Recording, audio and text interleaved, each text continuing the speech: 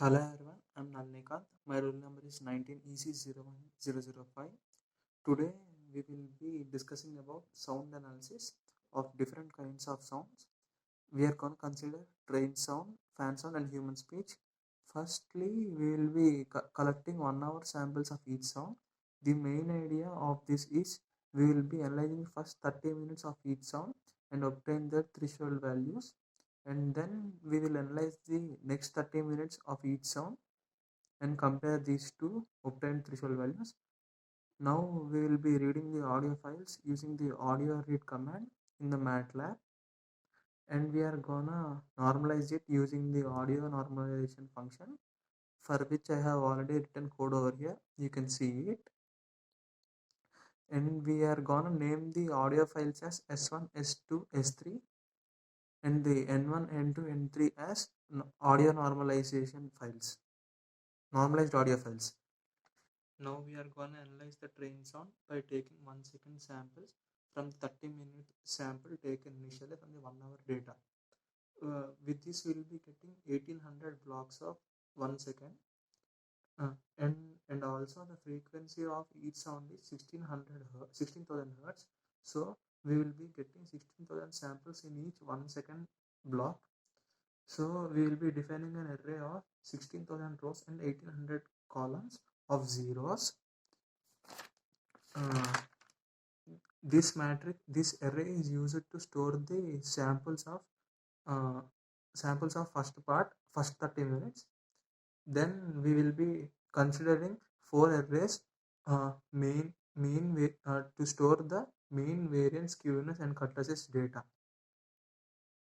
By using the functions mean, variance, skewness and kurtosis, we will be obtaining the statistical data.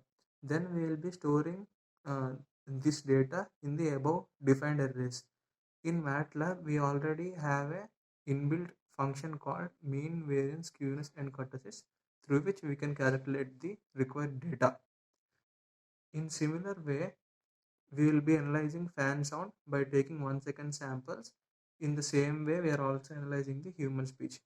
Now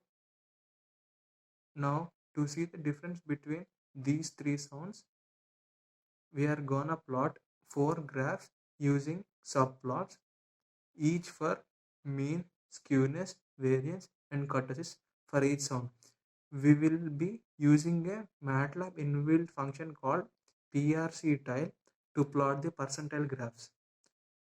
We are also trying to find the maxima and minima for each of these mean, variance, skewness and kurtosis quantities using the maxima and minima functions in MATLAB. So let's run this code. It takes some time to analyze as there are a lot of values. So this is our output. As you can see, there are mean, skewness, kurtosis and etc. We can see that mean and skewness are closely packed, and we can see the difference between variance and kurtosis plots. We have also find the maxima and minima values. You can see them in the command window. This is our output.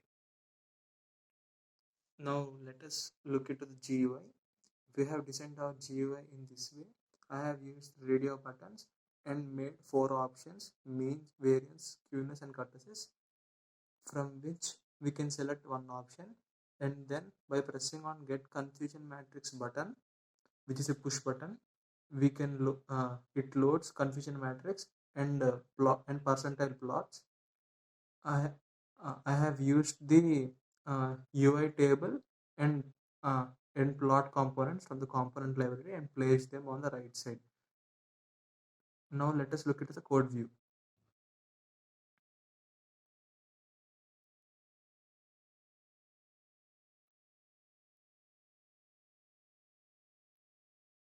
We have taken audio files and normalized the audio files by making sure that the sample frequency is also 16,000 hertz, and then we made 4 arrays as we made in our first part for the analysis of sound of train, fan and human speech. In the last part of the analysis, we have obtained the threshold values for the analysis.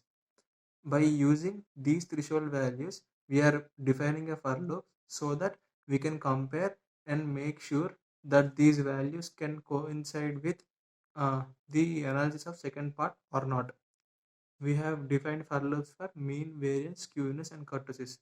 Now let's run this code.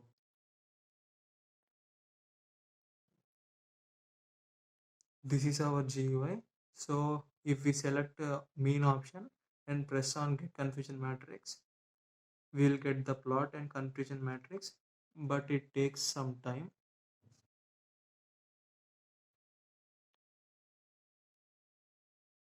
This is the percentile values of mean and this is the confusion matrix. So we can see that uh, the the values of mean are closely packed for the three sounds, which is similar to our first part. Similarly, we can get confusion matrices and plots for variance and skewness and kurtosis. With this, we complete our third experiment. Thank you.